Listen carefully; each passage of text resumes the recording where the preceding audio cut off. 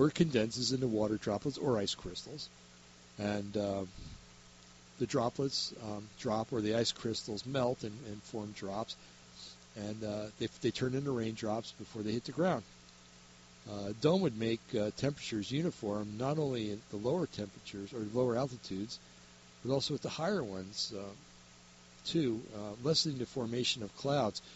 A simple read of Genesis shows that before the flood again, it never rained, and that any plant watering happened from fountains that poured forth from the ground. Now, if you study the world before the flood, you realize that there was that dome above the earth, and it probably caused greater pressures, which would have put greater pressures upon the ground.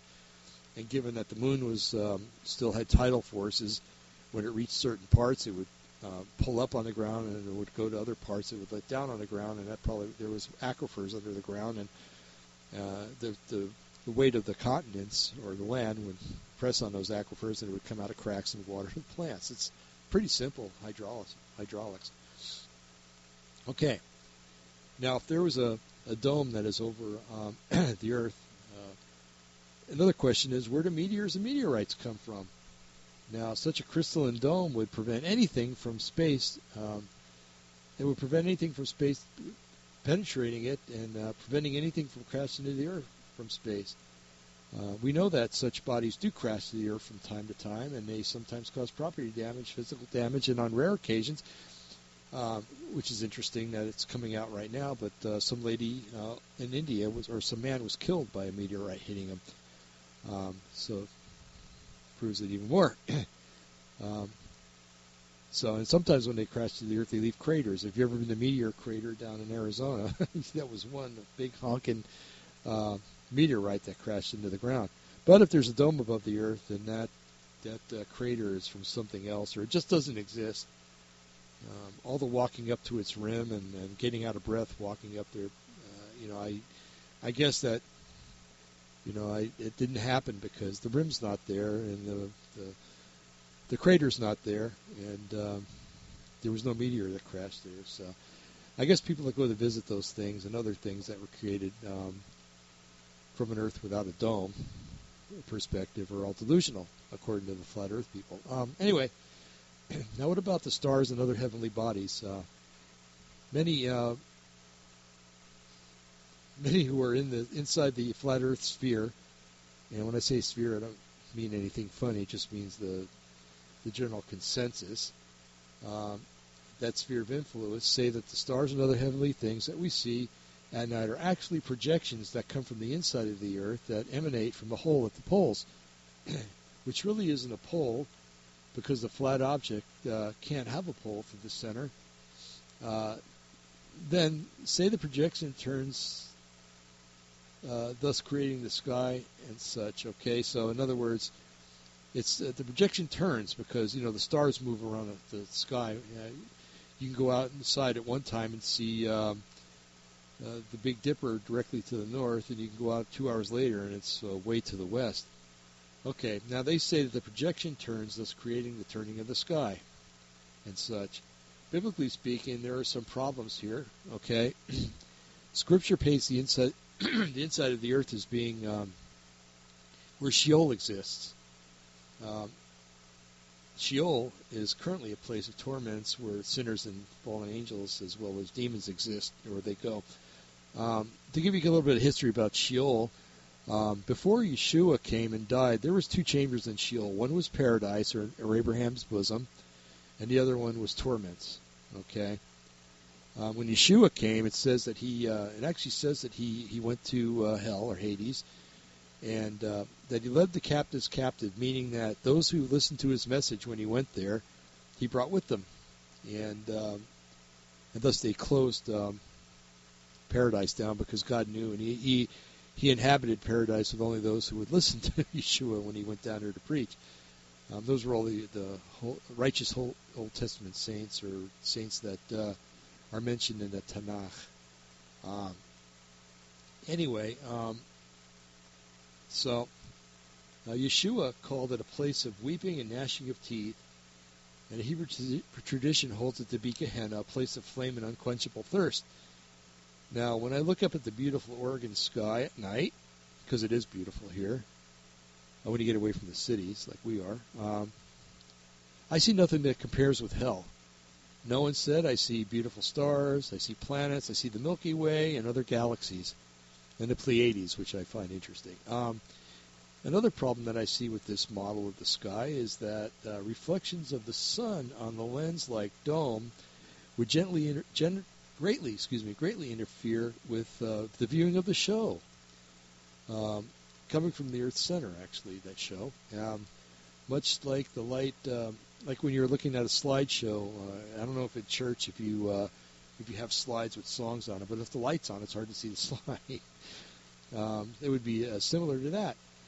Also, what about the stars on the horizon? To get stars to appear on the horizon with this projector that's supposedly inside the Earth, the lens at the pole would have to be a fisheye lens.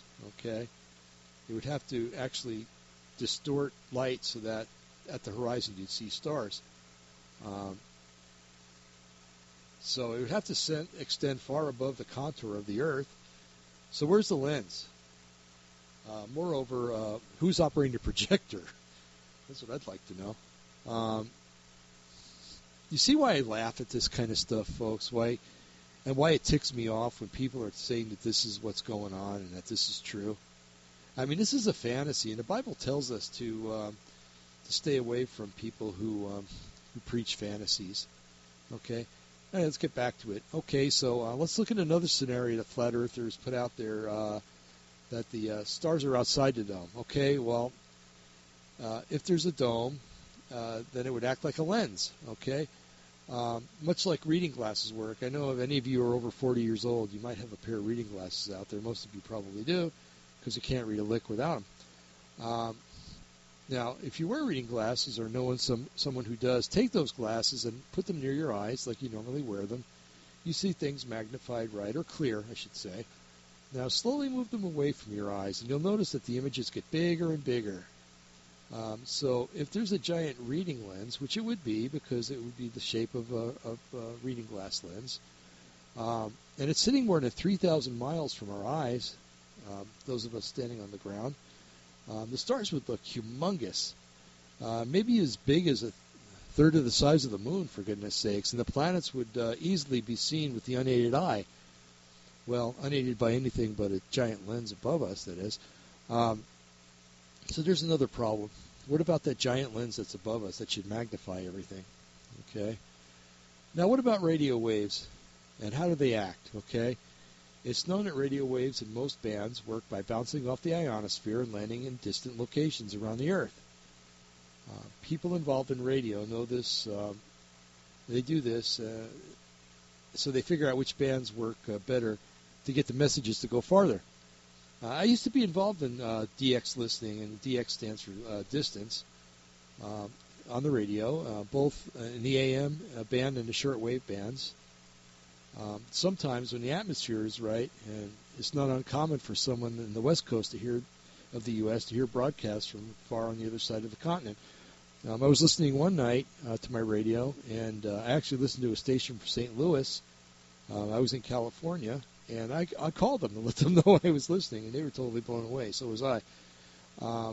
Scientists and lay people involved in radios call this a skip.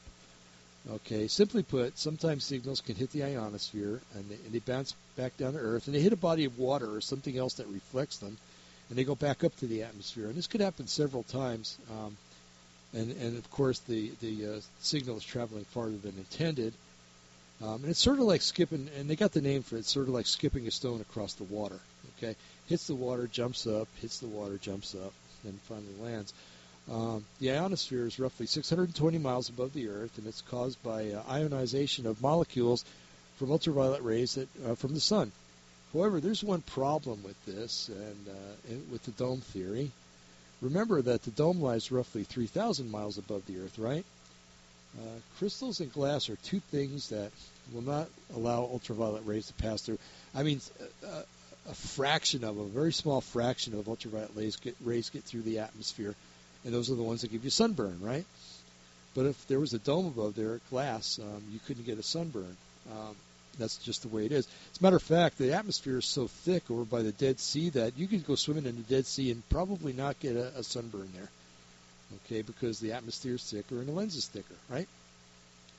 So crystalline glass that are two things that will not let ultraviolet rays pass through, and they stop other rays like gamma rays and stuff. But now, if there's a crystalline dome above the Earth, then it would not allow the ultraviolet rays to enter the Earth's atmosphere to create the ionosphere, right?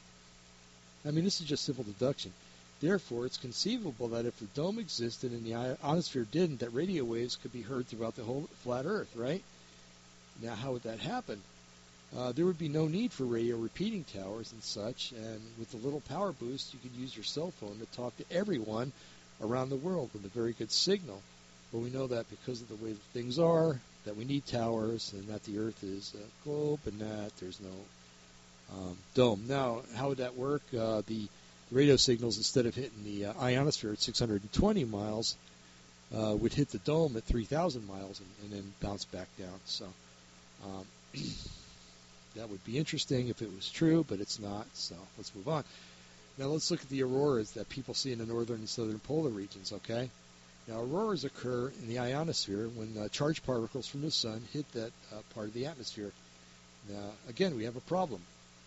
If the Earth was flat and a magnetic pole was at the center of the disk and it ran through the disk perpendicular to the surface of the Earth, then there could be no aurora at the Antarctica because the south end of the magnet would not be there, right? South Pole doesn't exist anymore in a flat Earth.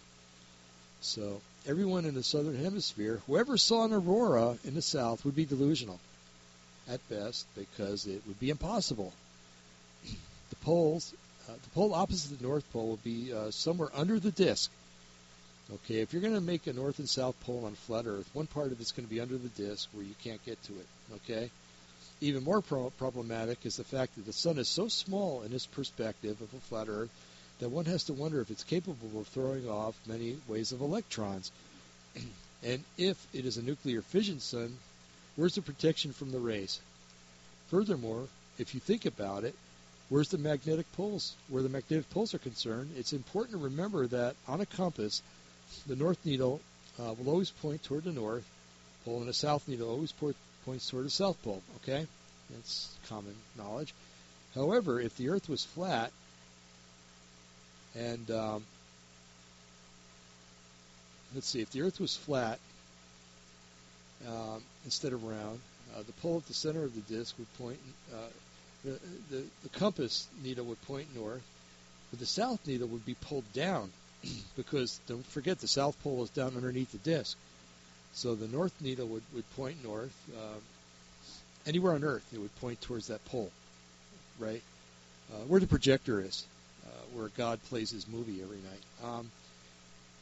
So it would pull that one north, but the attraction, especially if you got closer to the North Pole, the attraction of the South Pole would pull that needle down, so much so it would probably wreck the needle, because it would pull it down to where it would scrape along the edge of the surface of the compass, and it would ruin the compass basically for a amount of reasons. But as I said, the further north you went, the more the needle would pull down. Far enough north, as I said, you would probably disfigure it. And however, with the spherical Earth, this doesn't happen. Okay, and I have a couple of drawings of one of a spherical Earth and a magnetic field, and another of a flat magnet. And you can see the big difference. And you can go to delusionresistance.org and look for the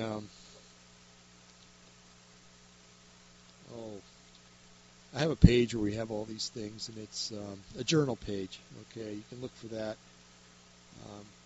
The newsletter page, journal page, and you can find all these things on there. And this will be the latest one on there. So delusionresistance.org. And if you wanted to put /WP2 behind that, it'll take you right to the to that page. Anyway. Okay, now on a spherical Earth, the magnetic field is so that the magnetic force is evenly spaced to almost match the spherical shape of the Earth. Okay, because it's more of a rod magnet than it is a flat magnet, and it's longer. It goes throughout the whole Earth from the top through the Earth to the center. So this compass works evenly. On the surface of a flat magnet, as we would have with a flat Earth, A person standing on the upper surface would